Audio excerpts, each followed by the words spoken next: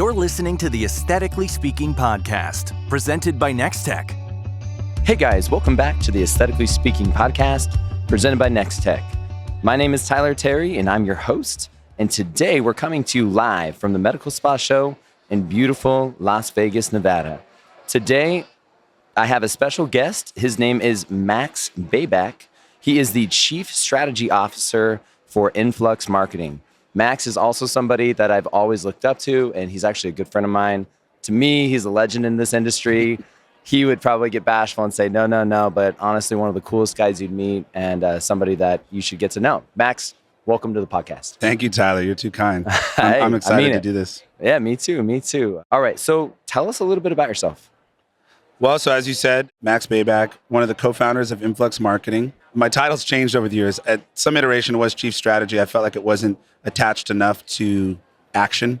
You know what I mean? I think there is something to be said about strategy. But anyway, I've overthought my role and my title many times, but it currently actually sits at Chief Growth Officer, which allows me to focus on what should our clients be doing, what's coming next in our industry that our clients should be doing, and what tactics and strategy. So it is still strategies. Should they be doing? Should we be implementing so that we can best serve our clients? And what should we also be doing to continue our own growth and to continue providing value to the industry?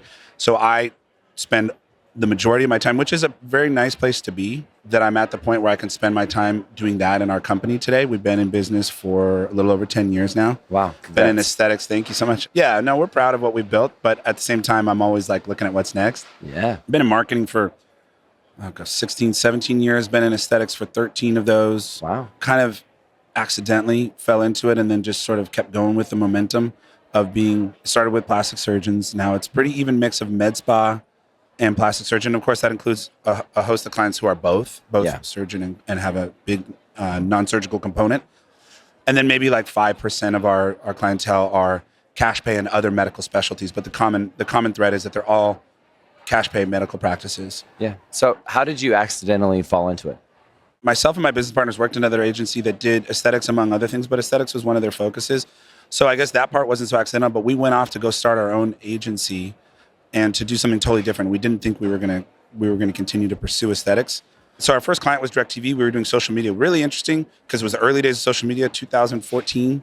We were doing a lot of influencer stuff when it was relatively early. There weren't platforms for influencer buys. Yeah.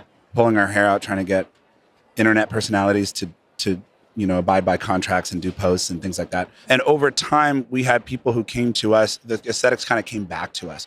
Like I said, we went our own way, and an agency that we were with had some aesthetic clients. And when some of them called on us, we said, we want to make this a clean break. We weren't trying to create any animosity. But after a few years, some people who knew us from that space came back to us. So I created a separate brand. We had two brands at the time, and I created a separate brand because I really do believe you need to have a focus as an agency. And I believe that's where things were headed. In the beginning, it was enough to be focused on, we understand digital marketing. But over time, I knew that you're going to have to understand digital marketing for a specific industry. So we created a separate brand, and that brand really took off. Even though we had awesome clients in totally different industries, and I loved those, we just kind of went with the flow. We were able to bring something to aesthetics that wasn't there at the time, and we leaned into it. I love it. Thank you for sharing that with us. So let's kind of peel back the onion a little bit on your role as a Chief Growth Officer. Yeah. But let's talk about strategy. How has the strategy changed? Let's just say since COVID. It's interesting because on the surface, the marketing channels that this industry focuses on, or that you see broadly speaking, you see a lot of agencies focus on certain marketing channels for these types of clients. Yeah. The basic makeup of it hasn't changed tremendously, but there's a lot of nuance that's changed for sure over the years of how you approach each channel. And then we see new channels emerging that have not come to fruition yet, like AI-led platforms and search engines that I think are interesting. So I'm always looking at those. You guys were actually the first that I heard talk about that, how ChatGPT is going to have its own search engine and it's going to be similar to Google, but it will probably even be better than Google. Can you tell us a little bit about that? Yeah, and I'll get back to answering your question of what's changed too, because I don't think I really answered it. But 100%, one of the things I pride myself on is trying to pay attention, with our content to what's coming and inform people in our space, providers, business owners, med spa owners, plastic surgeons in our space, what's coming marketing-wise. Sometimes I wonder if people want to look that far ahead or if they need to, and I understand you need to be focused on your business now, but I appreciate that because there were rumors of OpenAI, ChatGPT releasing a search engine. We were talking about it. And then there was this date, this cryptic date being talked about on Twitter. Yeah. And we were talking about it, and it didn't happen. But some months later, they did exactly that. And I think if you're paying attention early, it can have an advantage. But sometimes these things take longer to play out. So, for example, that has played out. We do now see a very concerted search effort from OpenAI or ChatGPT, however you want to look at it. OpenAI being the parent company, the product being ChatGPT. And I definitely, just anecdotally, am seeing for myself, my friends, my family, more migration over from what would have been a Google search to a search on ChatGPT. But what I'm really watching for, and I think this is what it would boil down to if anyone's wondering, how does this commercially affect my business? What I'm watching for is, first of all, do they make any effort to commercialize it through advertising? There's no indication of that yet. The only way they're making money, and they're not making money as a company yet. They're still burning millions, tens of millions, building out their AI. They obviously see a huge future there, but you can pay $20 a month if you want to use it, and it's pretty cool. It is a better experience. But I haven't seen them do any kind of advertising. Why is that important? Right now, and you can tell me if you agree with this, Tyler, I will go all the time now to ChatGPT for what I would call an informational search. Particularly if it's kind of a little more nuanced and I almost need it to do a little bit of research for me. I was actually going to do an interview with someone, and I said, tell me what their title is and a little bit more background information about them, because I was Googling and searching and I couldn't find it quickly. Yep. And it just said, this is the person, this is their title, this was their previous roles.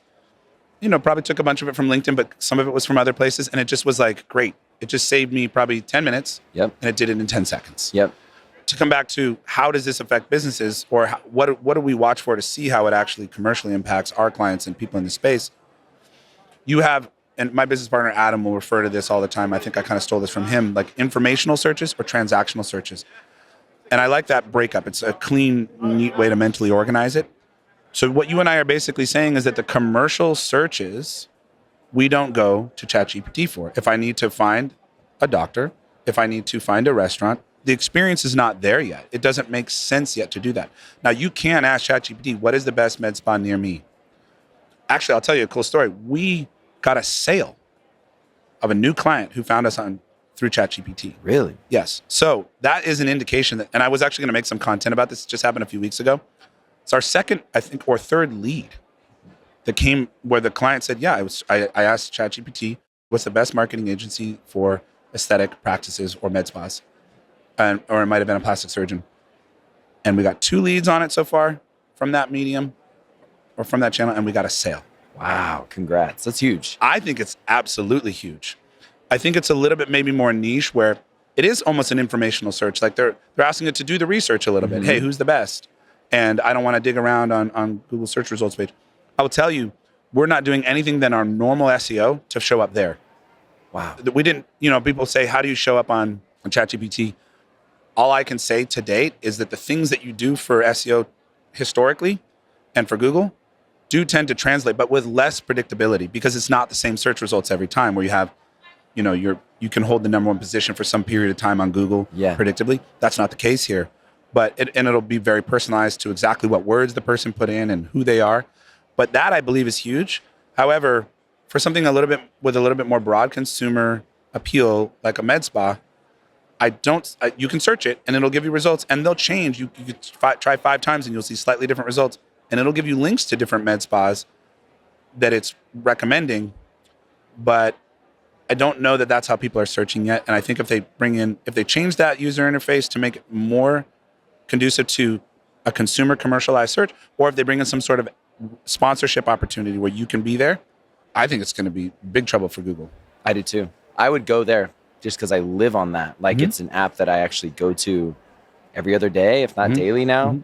And whereas like, I don't pull up Google all the time. I mean, I have to go into my search engine and, figure out whatever I'm doing within my browser. But I also feel more trust towards ChatGPT personally. Like I trust it more than I trust Google, because I'm worried about, what is that algorithm pushing?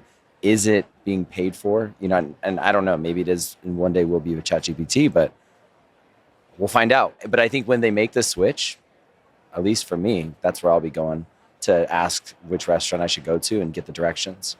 100%. Trust is a factor, and that leads me to, we can come off the AI subject if you want to, or I can riff on this for a second more. Okay. Trust is a major factor. it's interesting because it's AI, but you have to think about how is this trained? Where did its data come from? Who owns it? What are their incentives, right? And it'd be the same for any of these platforms. However, that makes me think of what I truly believe is going to be so important for our space as it relates to AI, and it always has been important, is reviews. They've always been important, but I believe they're going to become super important again. And just really quickly summarizing it, AI is trained on data. When it comes to consumer data, if you're asking what's the best to go to, who should I go to, who's the best or who's most suited to me, or at the end of the day, the only real consumer data would be a review. Yep. If AI can be trained on reviews, what I believe, and I could go into it more, but I think we'll save it for another time, there are ways to validate and verify that a person was a true, a verified customer. Yeah. So if you have verified customer reviews and that's the data that's being fed in, then I think you have trust. And I think people will go to these platforms and say, yep, there's real data being ingested that's informing the decision of who they're recommending. Because right now it feels a bit random. But as soon as that changes, I think it's lights out for the old paradigm of Google, for sure, for our industry. Yeah, I couldn't agree more. And I think people would shift their marketing dollars overnight to ChatGPT, especially for the new generations. Totally agree. They're in such a strong position of leverage, and they just have so many opportunities to be chasing up right now. Yeah. And who knows if they're chasing the right things. They just released this whole imaging thing, which is impressive, but I don't know. It's super impressive. It's very impressive. Another thing I find interesting is the ability to upload screen caps, right? So I was looking at something on an Instagram post of ours, and I was like, basically analyze these analytics. Screen cap, like make quick 3 screen caps on my phone, uploaded them, and it interprets it. People really need to understand how good of an assistant this is for you. Oh yeah, that's one of I love that you called out the screen captures to pull in. That's my go-to way to pull in data real quick, whether it's from an email, instead of like copying. So for those of us that are listening, instead of copying and pasting the text in, just take the screenshot. You just plug in the screenshots. You can ask it a question on what it is that you want ChatGPT to look at or AI to look at, and it will answer the question based on the screenshots that you took. It's incredible. Or if you throw in spreadsheets or whatever you want to plug in, you can plug in a PDF. Yeah. You can take a picture of something and ask it. I mean, now that we're talking about it, since we are a marketing agency, and I'm talking a lot here about marketing for aesthetic practices in our industry, I think another thing that's going to become revolutionized is reporting. You jump on a call with your agency to get kind of an interpretation, a breakdown of your analytics, of your marketing reporting. I think you're going to be looking at these tools to help you interpret and understand, probably plug it directly into Google Analytics and other analytics platforms eventually, and be able to pull out incredible insights. What ads are working best? I think we're going to see some pretty amazing stuff in that category coming up here soon too. Yeah. So let's talk about the different channels of marketing. That's something that we've heard recently from Erica Crawford on Instagram, recommending that practices use a minimum of 10 channels. Can you tell me more a little bit about that? Definitely. So Erica, for those of you who don't know, is our president at Influx Marketing. She works across our entire company, overseeing a lot, and works with a lot of our clients, and always has sage advice. And so we put out a little clip recently on our Instagram where she was giving advice for aesthetic practices to really be approaching their marketing with a very diverse approach, and making sure that they're not just all in on one marketing channel. But channel, is a very broad word. Social media broadly could be considered a channel, but then each platform could be considered a channal. TikTok could be a channel, right? And so you hear the word used a little bit loosely. I once saw this list of marketing channels. It said like over 500 channels for marketers, and one of them it said smells. And I laughed, but then I realized that, what is it? Jersey Mike's. Mike's? No, what's the... Jersey Mike's? They're the one that says free smells, right? On their sign. Jimmy John's. Jimmy John's, that's what it is. Jimmy John's. So I guess smells is a marketing channel. So it's just like, it's a funny way to think about it. Or Disneyland, right? It's a marketing channel when you're walking down Main Street. 100%, yeah. Yeah. Oh, like... Right. The churros, the popcorn. 100%. I always go for the funnel cake on my way out. Oh, the funnel cake, yeah. So yeah, I mean, that's something that captures attention and potentially brings in a lead or whatever, right? So any of these things can be a marketing channel. So yeah, Erica typically recommends 10 marketing channels at least. Now that seems overwhelming, but if you think about it, another way that we like to break things down, and I think most people in this industry do think about it this way, is the internal, external, or internal marketing, right? So that's across all of those. So internally speaking, you might have loyalty programs, membership programs, signage and internal your TVs. offers, the TVs. And then on the external meaning sort of forward-facing, new client, new patient-facing, you could look at doing Meta ads as a channel, doing Google ads as a channel, doing your SEO as a channel. I don't think of your website as a channel. Typically, you could, loosely speaking, but I think of it as the hub for which all of these channels feed into. And when you think about it that way, a lot of times you start a new practice, you put up a website, and you go, okay, great, crickets. So what are you doing to sort of to pour energy and to pour traffic into that website? You want to be diverse in your approach. So I could say more, but that's the general logic of multi-channel diversification in your marketing. What do you think is the most underrated channel? I don't really have an answer, and here's why. It really depends on your exact situation. I think that I want to hammer on that because I think people do come to us and they want to know like what's the best. And it probably depends on their style too, right? It depends on their style, depends on where they're at in practice, depends on their mix of services. And personality. Personality for sure, especially as it relates to social, personality very much matters, right? Lean into the thing that makes the most sense to you. But what sort of resources do you have? Do you have to be scrappy? Do you have the luxury of investing a little bit more in something? Your mix of services really matters. You wouldn't be marketing on certain channels. Certain services just don't make sense on certain channels, or they're going to get you less return. So when you do see agencies that sort of lean into one thing, that's okay as long as they make sure their clients are all a good fit for that. Let me just give you an example. If you just start off with a brand new med spa, SEO doesn't really make a ton of sense. If someone said like, hey, we're really good at SEO, so you should be doing SEO, and that's what you put all your beans into, you're going to be sitting around waiting. There's memes. There's a good meme about sitting around waiting for the SEO to kick in. And you're going to be sitting around waiting for that SEO to kick in, and you're going to be like, this isn't where I should have. You should probably start off by doing your own organic social media, getting out there and using social media as a channel while also taking any advertising, any marketing dollars you have and putting it into advertising to just start getting that first trickle of patients in. But once you can afford to focus on something like SEO, it's an amazing channel. That's an example of a channel that I think is tremendous, but honestly is an awful channel for you in the beginning. And also, what's the best possible channel is word of mouth. Yeah. But when you first start, you need something. So you run some ads, you get your first patients, you give them a great experience, you start getting word of mouth. So, I think of it as like these different channels open up different opportunities. And what you really are going for, I don't have a favorite channel, but what you really want to do is have the right mix for you that gives you diversification. Thinking about it like a financial strategy, right? Yeah. Why would you want to go all long on some, startup tech company, some risky meme coin? Yeah. Maybe put a little bit into some risky meme coin. There are new social platforms that come up and we don't know.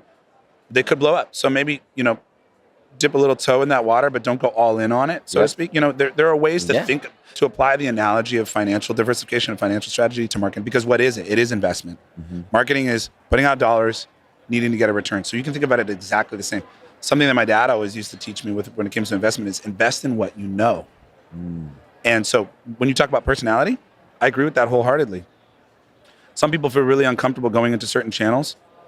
And make no mistake, the time that you have to put into social media today is an investment. Yeah. The point is invest in what you know. If there's anything that feels unnatural, uncomfortable, or doesn't play to your strengths, certain channels ask different things of you in terms of being a content creator. Mm-hmm. Go to the thing that you think, you're going to have an advantage because of who you are and what your strengths are.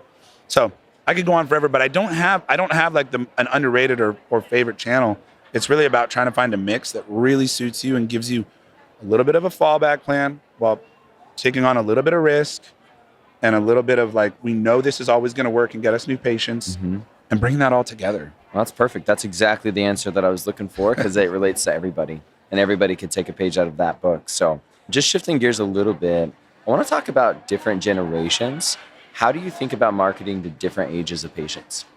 Building your brand, you really need to understand who your consumer is. And if you know you skew older or you skew younger, you're going to build your brand around that. Yeah. And I think that's been a core tenet for Influx since the beginning, which is if your site and your digital presence, if your personality comes through, you're going to have a higher conversion rate. There's a lot of people I know who are going to say, doesn't really matter, just a website is a website is a website. And there's a degree of just like a good functioning website will get you a certain amount of performance. But we've launched websites where we're not driving any more new traffic to the site. We just launched a new site. And just on that alone, we see more conversion rates with the same amount of traffic going through it, just because we have a better site that speaks to that consumer. Wow. I really believe you have to have that personal connection on that website. And so if you want to have a personal connection, you want to speak to that consumer, you need to know who that consumer is and build your brand around it. I could say a lot more on that, but that is definitely when when it comes to building your brand, you want to think about what is that age range, and much more than age range. Who are they down to the details, right? Yeah. And Is this really something appeal that to you them. teach them? Like you teach your clients, like building a persona for the client profile that you're going after? We try to almost do it for them because a lot of times they're so busy, right? So Okay. if they've got a good brand that they built up, so we used to do like logo design and branding. We refer that to partners now so we can focus on your digital footprint, your website and your advertising and your social media if we're involved in assisting with social media. So I would love to teach them, and we do preach that, but we try to make that no work for them, that we're just bringing that out there. Also, if you can go out and we're bringing that out of them. Yeah. But if we can go out and do custom media assets, it really goes a long way Yeah. to showcasing who they are and helping the patient to connect with them, which I just think is so important, is only going to become more important. You really need to connect with that. Even if you can also connect with the brand. More people are going with a brand-led versus provider-led. Yeah. You can also connect with the brand. Nothing says that doesn't work either. So I know you build beautiful websites. What are your thoughts on web apps? It's all about what kind of information can you pipe into that app. So what makes it worth a patient going through the trouble of downloading and actually using your app is, I think you need to make sure that you're giving them enough value in that for them to be willing to do that. Of course, it makes sense for the practice because that's sticky. That creates more stickiness. That creates more loyalty. Mm-hmm. You can remarket to them. The question isn't really that. The question is, can you get the patient doing that? Yep. And I think it's all about the value of what you can put in. I couldn't agree more. And what I've seen just over the last decade in this industry is now you have almost every company, whether it's pharma or device or skincare, they want the practice to utilize their app or their online store. And the problem with that is, how many logins does a patient want? Ideally, just one. They want to log into one central app or hub, and they want to be able to log into Alley, log into Aspire. They want to see their memberships. They also want to see their photos.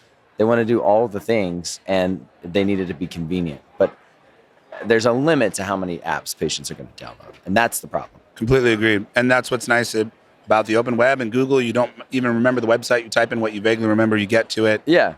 And then you still could potentially have a login issue, to your point. But at least you're not going, what was the app again? I don't remember that loyalty program or that. And that's where ChatGPT comes in.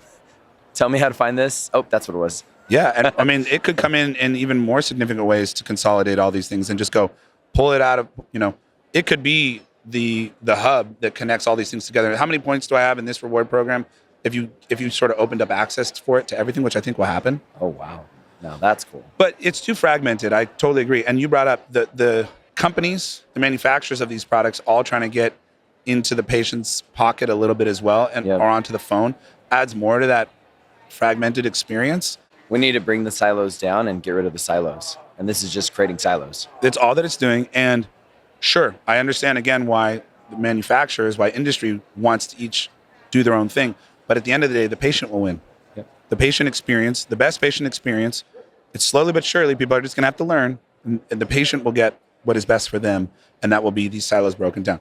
Last question for you. Where do you see this industry heading, the aesthetics industry? To be honest with you, I mean, I think about it a lot through the lens of marketing, right? But I do think of this becoming part of everyday life.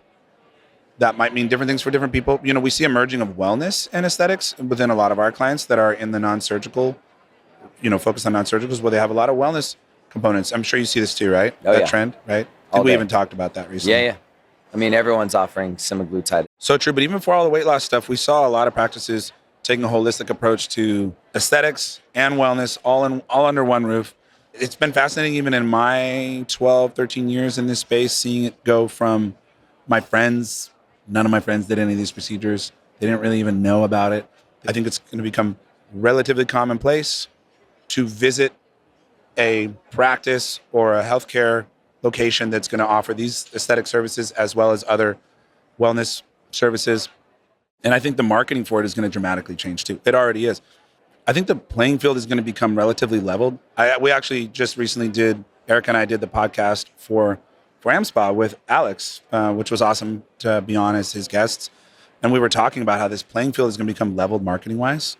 And I don't even think that your marketing agency is going to be the major differentiator. Really? I just don't think so. Now, there are marketing agencies, there's like how reliable they are, what their work ethic is, sure, for sure. But I think the tactics and strategies are going to become relatively homogenous for everyone, so to speak. It's just kind of the same thing we see in other industries as they become more commonplace, as there's more awareness. You just need to have certain things in place. But what's the tiebreaker is what I always say. Yeah, what is it? Well, it goes back to something we were talking about earlier, and it's a term that I'm trying to coin it. Let's see if it sticks, which is return on brand. Ooh. And I think you really have to work on your brand, because if a consumer is finding a couple different practices, a couple different med spas, and they're finding them on the same channels, we talked about those 10 marketing channels earlier, at the end of the day, they're going to go with the business or provider that resonates with them most. And I think you're going to see a lot of separation between the way the practice is marketed. If I'm a Gen Z practice, you're going to know I am. I'm going to go to you. My identity is going to be clear up front as to what kind of a practice I am. And you're going to be the no-brainer choice for me over this other one that clearly caters to an older audience, right? So I think it's going to be about having really niching down on your brand, more who loyal you serve. patients. Absolutely. If you do this, that will result in more loyal patients. I think right now, today, it's a lot like marketing agencies. In the beginning, it was easy enough to say, hey, yeah, we actually can understand how to help you. We understand how to help you succeed online.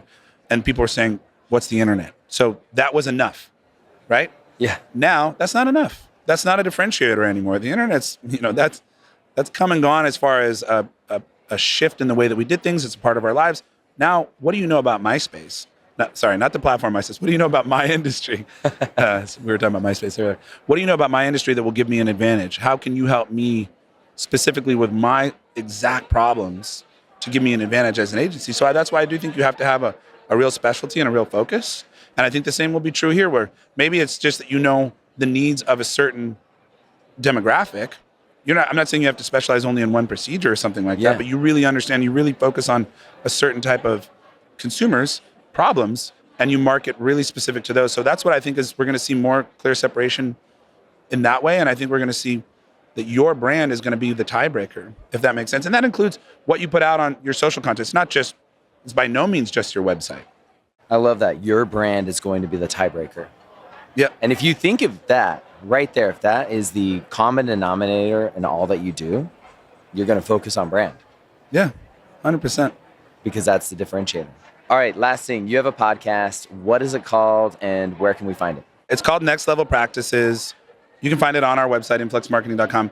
We have been working to get a lot more episodes out more consistently. You are hustling a lot better than I, because in and among everything else we're doing, sometimes those episodes are the things that we deprioritize. But we are actually going to be putting out a lot more on that. And we try to have a marketing focus specific to cash pay healthcare practices and mostly aesthetics. And then separately, we produce the Technology Beauty, which is Dr. Grant Stevens' podcast, but it's sort of a joint effort that we create together. And what that is where you can hear from the industry side. And Tyler's been on the Technology of Beauty. It was amazing. Yeah, and I think it's unique only in that there's not another podcast that I'm aware of that's 100% focused on industry within aesthetics. Oh, yeah. So I thought it was so cool that, number one, it was fun to drive my family out to Manhattan Beach and just kind of hang out. The vibe was amazing. The podcast studio was top notch. But I love that he actually didn't want to get to know me at all before the show. That's like what he does every time. He's like, I'm going to wait for the show to start. When the lights, camera, action, when all that hits, that's when he gets to know all of the guests and the questions are organic, right? 100%. Grant will not write down questions in advance. He will talk to a guest. They'll say like, hey, here's some things I would love to chat about, and that will be helpful. But a lot of that happens in the 10 or 15 minutes before we start rolling the microphone.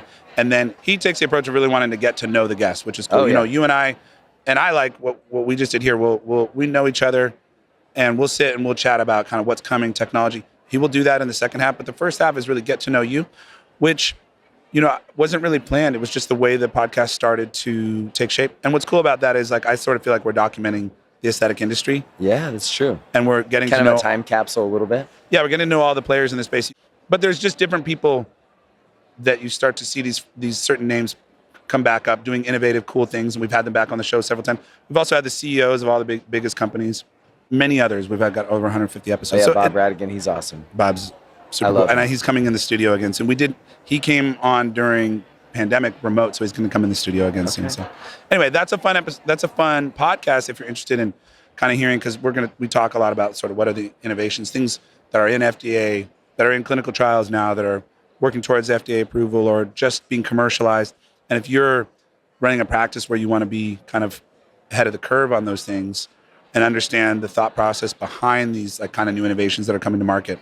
Oh yeah. that's what the podcast is all about. So that's another one we do. And personally, that's my favorite podcast. So, I mean, outside of aesthetically speaking, of course. Of course. All right, Max. Well, thank you again for your time. Again, appreciate your friendship. And for those of you that are listening, be sure to check out the show notes, to follow Max, to follow Influx, to follow Next Level Practices and the Technology of Beauty. Max, again, thank you for your time. And until next time. Thank you so much, Tyler. I had a blast. Thanks for listening to Aesthetically Speaking, the podcast where beauty meets business, presented by Nextech. Follow and subscribe on Apple, Spotify, YouTube, or wherever you like to listen to podcasts. Links to the resources mentioned on this podcast are available in your show notes. For more information about Nextech, visit nextech.com, or to learn more about TouchMD, go to touchmd.com. Aesthetically Speaking is a production of The Axis, TheAxis.io.